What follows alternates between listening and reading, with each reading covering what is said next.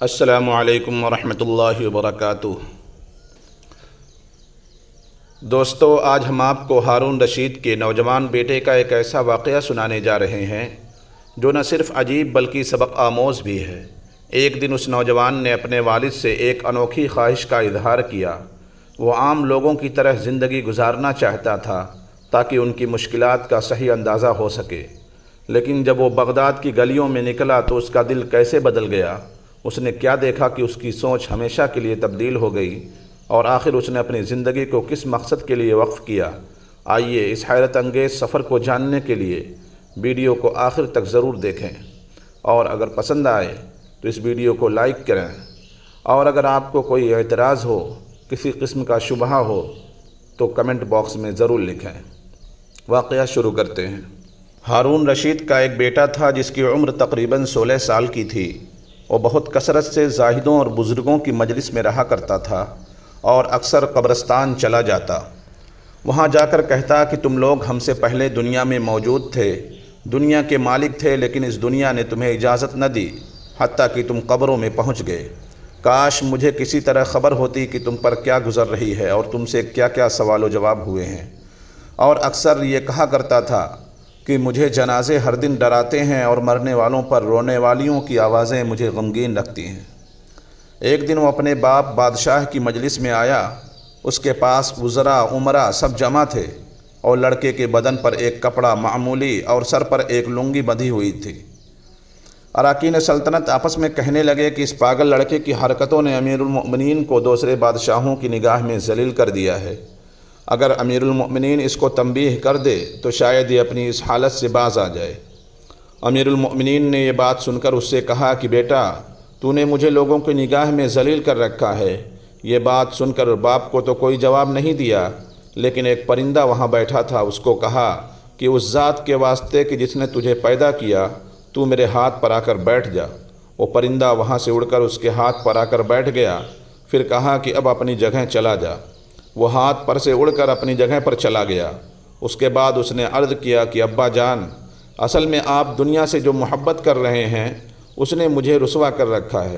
اب میں نے یہ ارادہ کر لیا ہے کہ آپ سے جدائی اختیار کر لوں۔ یہ کہہ کر وہاں سے چل دیا اور ایک قرآن شریف صرف اپنے ساتھ لیا۔ چلتے ہوئے ماں نے ایک بہت قیمتی انگوٹھی بھی اس کو دے دی کہ احتیاج اور ضرورت کے وقت اس کو فروخت کر کے کام میں لائے۔ وہ یہاں سے چل کر بصرہ پہنچ گیا اور مزدوروں میں کام کرنے لگا۔ ہفتہ میں صرف ایک دن ہفتے کو مزدوری کرتا اور 8 دن اس مزدوری کے پیسے خرچ کرتا، اور 8ویں دن پھر ہفتہ کو مزدوری کر لیتا اور 1 درم اور 1 دانق یعنی درم کا چھٹا حصہ مزدوری لیتا، اس سے کم یا زیادہ نہ لیتا۔ 1 دانق روزانہ خرچ کرتا تھا۔ ابو عامر بصری رحمۃ اللہ علیہ کہتے ہیں کہ میری ایک دیوار گر گئی، اس کو بنوانے کے لیے میں کسی معمار کی تلاش میں نکلا۔ میں نے دیکھا کہ نہایت خوبصورت لڑکا بیٹھا ہے، ایک زنبیل پاس رکھی ہے اور قرآن شریف دیکھ کر پڑھ رہا ہے۔ میں نے اس سے پوچھا کہ لڑکے مزدوری کرو گے؟ کہنے لگا کیوں نہیں کریں گے، مزدوری کے لیے تو پیدا ہی ہوئے ہیں، آپ بتائیں کیا خدمت مجھ سے لینی ہے؟ میں نے کہا گارے مٹی کا کام لینا ہے۔ اس نے کہا کہ 1 درم اور 1 دانق مزدوری ہوگی، اور نماز کے اوقات میں کام نہیں کروں گا، مجھے نماز ہر حال میں پڑھنا ہے۔ میں نے اس کی دونوں شرطیں منظور کر لی اور اس کو لا کر کام پر لگا دیا۔ مغرب کے وقت جب میں نے دیکھا تو اس نے 10 آدمیوں کے بقدر کام کیا۔ میں نے اس کو مزدوری میں 2 درم دیے۔ اس نے شرط سے زائد لینے سے انکار کر دیا اور 1 درم اور 1 دانق لے کر چلا گیا۔ دوسرے دن پھر اس کی تلاش میں نکلا، وہ مجھے کہیں نہیں ملا۔ میں نے لوگوں سے تحقیق کیا کہ ایسی ایسی صورت کا ایک لڑکا مزدوری کرتا ہے، کسی کو معلوم ہے کہ وہ کہاں ملے گا؟ لوگوں نے بتایا کہ وہ صرف ہفتہ کے دن مزدوری کرتا ہے، اس سے پہلے تمہیں کہیں نہیں ملے گا۔ مجھے اس کے کام کو دیکھ کر ایسی رغبت ہوئی کہ میں نے 8 دن تک تعمیر بند کر دی اور ہفتہ کے دن اس کی تلاش میں نکل کھڑا ہوا۔ وہ اسی طرح بیٹھا قرآن شریف پڑھتا ہوا ملا۔ میں نے سلام کیا اور مزدوری کرنے کو پوچھا۔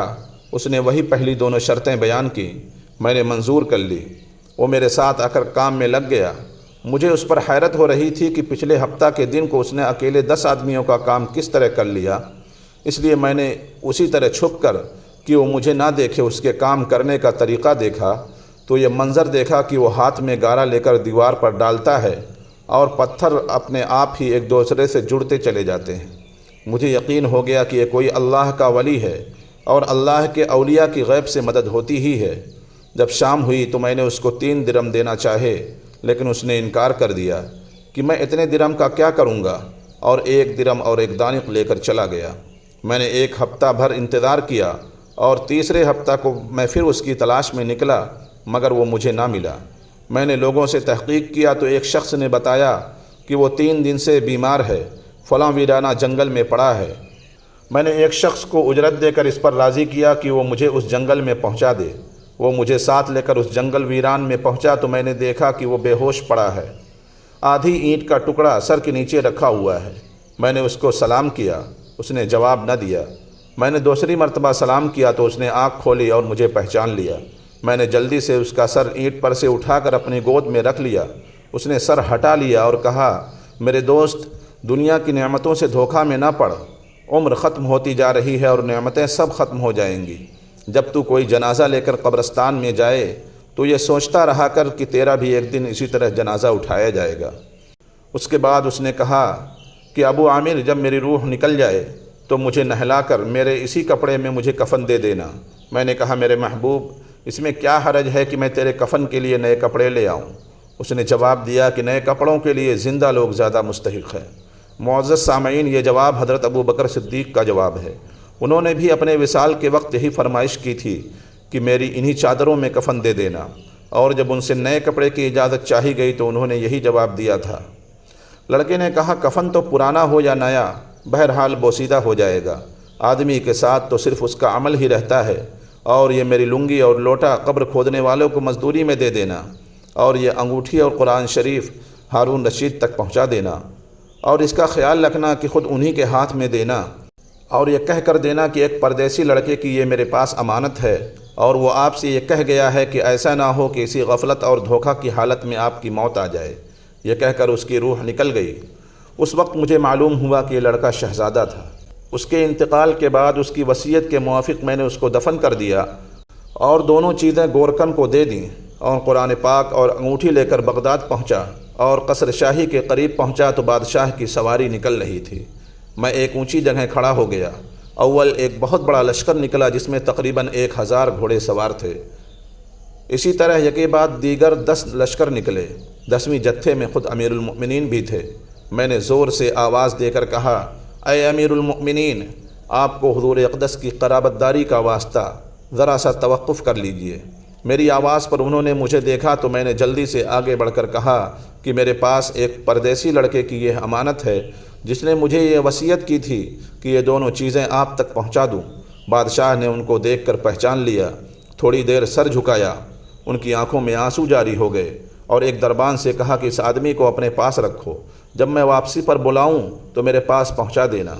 جب ہارون رشید باہر سے مکان پر واپسی پر پہنچے تو محل کے پردے گرا کر دربان سے فرمایا، اس شخص کو بلا کر لاؤ، اگرچہ وہ میرا غم تازہ ہی کرے گا۔ دربان میرے پاس آیا اور کہنے لگا کہ امیر المؤمنین نے بلایا ہے، اور اس کا خیال رکھنا کہ امیر پر صدمہ کا بہت اثر ہے۔ اگر تم 10 باتیں کرنا چاہتے ہو تو 5 ہی پر اکتفا کرنا۔ یہ کہہ کر وہ مجھے امیر کے پاس لے گیا۔ اس وقت امیر بالکل تنہا بیٹھے تھے۔